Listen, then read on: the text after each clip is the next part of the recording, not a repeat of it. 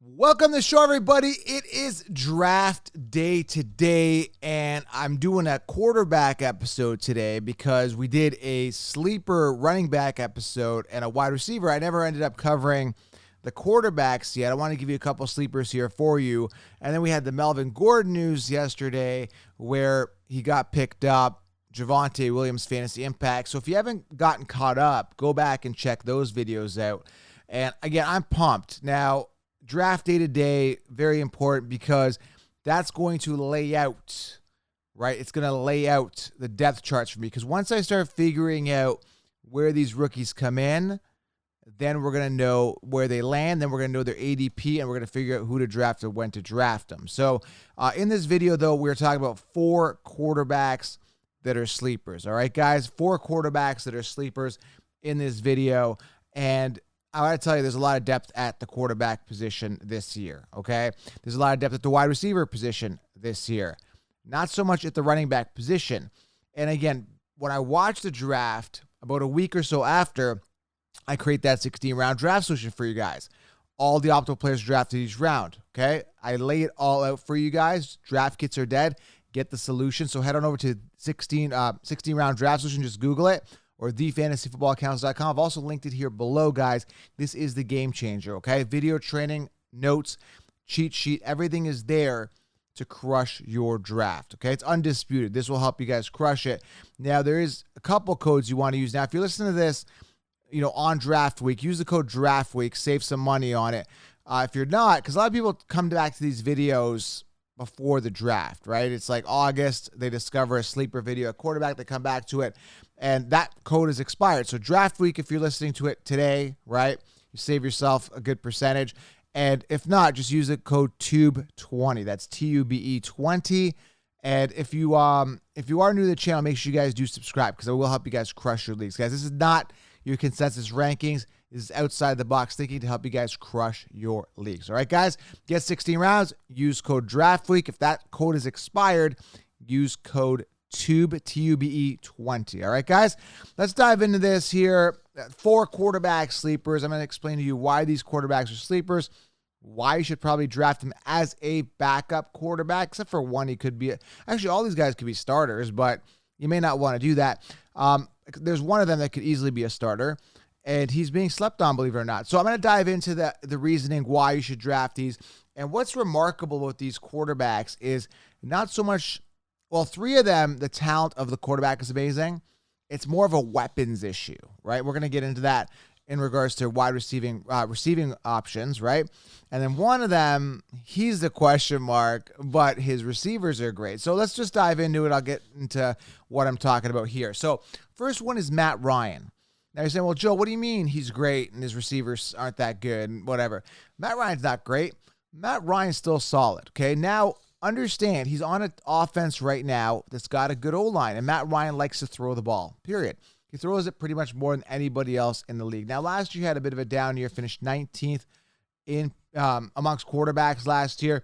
His touchdown to interception ratio sucked 20 to, well, it wasn't bad. It's just that he didn't have a lot of touchdowns, 20 to 12 touchdowns, interceptions, threw under 4,000 yards. This is not typical Matt Ryan, but out of all the quarterbacks in the NFL, he was pretty much under the most pressure, right? O-line sucked, offense sucked, his wide receivers took off, Kyle Pitts couldn't get going. It just didn't work out for Matt Ryan last year, okay? The offense sucked. Everything sucked, okay? Matt Ryan now enters an offense with a playoff contention team with the Colts who've got a great O-line, got a good offense, good coaching, and they've got a great running back in Jonathan Taylor. And obviously Matt Ryan, he wants to win a Super Bowl. He wants to leave his legacy. This is his best opportunity to do it. So you got to understand that Matt Ryan's going to play his heart out, and he's a competitive guy. Now, when we're looking at a fantasy perspective, he's sitting 21st amongst quarterbacks on the consensus rankings, okay? The sheep have him. They're sleeping on him. They're completely sleeping on him. And that's predicated based on last year, obviously having a mediocre year. They're not taking into account that it's an entirely new situation. Now, another knock to him could be that he doesn't have receivers, right? Well, you could say, well, yeah, Hilton, Michael Pittman, Campbell, whoever's there right now, could be viable, including Michael Pittman. But obviously those guys, Hilton's on a decline, question marks there. Pittman, he hasn't really wowed us yet, but could be a good option. But understand, guys, the draft is coming. We're going to have to see what they're going to have to do, with the draft. They're going to have to put some weapons around Matt Ryan. I'm not sure exactly what they're going to do, but they have to. But either way, I think he still does okay, even with the weapons that are there now, because, again, he has more time to throw. And he will move the ball downfield. He will get those passing touchdowns, right? Or those throwing touchdowns to his receivers. He may or may not run the ball in a few times for some rushing.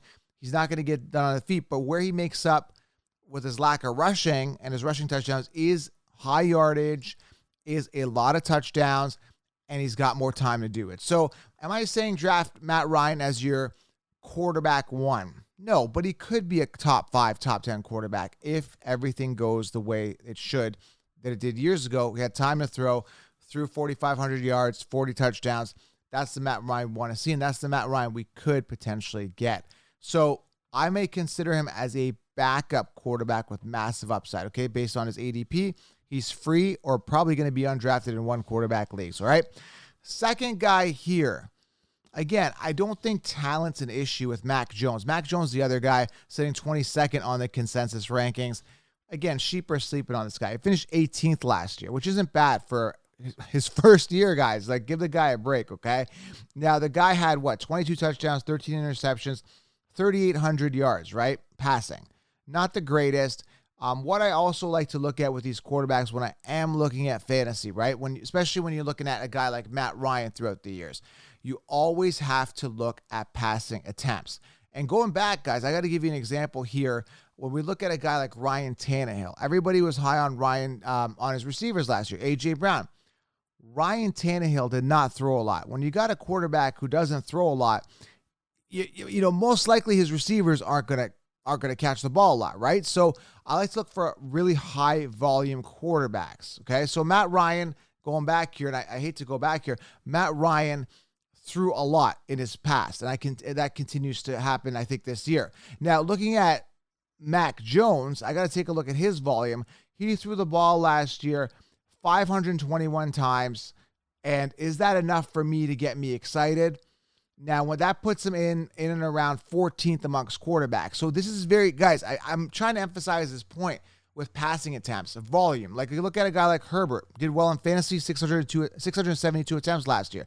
Pat Mahomes does well in fantasy, 658 attempts. Josh Allen did well in fantasy, 646 attempts, right?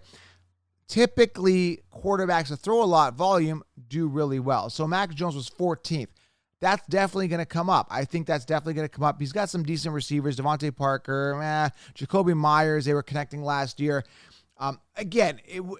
Mac Jones is young. He's going into his second year. So I got to give this guy a break and understand Tom Brady thrived in that system there with Belichick and the Patriots. So I'm looking at Mac Jones as a backup quarterback with some upside, top 10 potential finish here. If everything goes well, we're going to have to see what they do with the draft. But am I getting excited? Is there a huge ceiling? Not necessarily, but there's a guy here that's going to be safe, solid sleeper, and he's going to be steady throughout the season with consistent fantasy points anchoring your team. Mac Jones could be safe and special, all right? The third guy here, all right, now, again, all these three quarterbacks, I think they're talented, right? I think there's questions with their receivers. Matt Ryan with Pittman, Mac Jones with Jacoby Myers. Is that a good solution? Is that really going to get them to the promised land of top 5, top 10 fantasy production? Then you look at a guy like Aaron Rodgers. You're saying, well, Joel, Aaron Rodgers isn't a sleeper.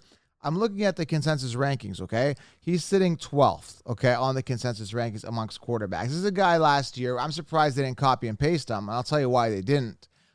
37 touchdowns, 4 interceptions last year. Had himself a great year, finishing 5th amongst quarterbacks. Well, why is Aaron Rodgers dropped? And that's simply because he lost one of his best receivers in Adams. So, that's a lot of production, right? That's a lot of touchdowns. It's a lot of yardage, right? Is a guy like Lazard or Cobb going to make that up? Maybe Tonyan gets a lot more volume this year. Probably not. We're going to have to see how they address the quarterback or the wide receiver situation there. But either way, I mean, Aaron Rodgers is going to be that value quarterback in and around 5 to 6 if you can get him, right? We're going to have to see where his ADP falls. But similarly to last year where you got value in a guy like Herbert, right? you could probably get that with Aaron Rodgers this year, and he comes back and finishes, top 3, top 5 again, right? So Aaron Rodgers, the talent is there. The only thing hindering him right now, well, you could say he got incentivized, he got paid a lot of money, that type of thing, but is his wide receivers. That's in question. It's understandable, but I still think Aaron Rodgers has himself a great season, and he's going to be relatively good value. I mean, you combo an Aaron Rodgers in the 5th round with a backup like Matt Ryan or a backup like Mac Jones or something like that. You've got yourself your quarterbacks that are going to be viable. They're going to be starters. They're going to be producing steady throughout the entire season. So Aaron Rodgers, I think, is being slept on. I mean, he could be a top 3 quarterback yet again. Obviously, a big hit at wide receiver, losing Adams there. But I still think he's a good quarterback, right? He's going to produce if healthy. Aaron Rodgers is going to continue to produce. And I still like him as a sleeper actually this year, which is good. Good value. All right, and the last guy here, I was hesitant on putting him on this list because for me, I like to anchor my team again with an ace quarterback and feel good about every quarterback I draft. I don't necessarily feel good about this guy, but in reverse, and the guy I'm talking about is Tua Tagovailoa, and I like to pronounce it Tagovailoa because that's how it sounds, Tagovailoa. But I think they pronounce it Tagovailoa. But anyway, Tua is the guy I'm talking about here. And obviously, it's reversed compared to the other guys, where his weapons look great on paper, right? He's got Jalen Waddle, one of the top prospect rookies in the 2021 draft. Then, early draft capital on him invested. He's got that rapport with him. And then you've got Tyreek Hill. They've got the speed. They can burn defenders. They got Mike Gesicki there. I mean, this is exciting stuff with Tua, right? So I look at a guy like Tua, and I'm just like, you know what? He's a sleeper, sitting like 18th on the consensus rankings right now. Like, he's pretty low. He might go undrafted. If I need a backup, you're banking on ceiling. We're going to have to see what, again, similarly, I kind of hate doing episodes sometimes pre-NFL 2022 draft or pre-NFL draft because so many things change after the draft. But in regards to this situation, not too much should change with the Dolphins as they have to address defensive needs as well. But Tua has his weapons pretty much set. I don't see them drafting a wide receiver. They invested in Tyreek Hill.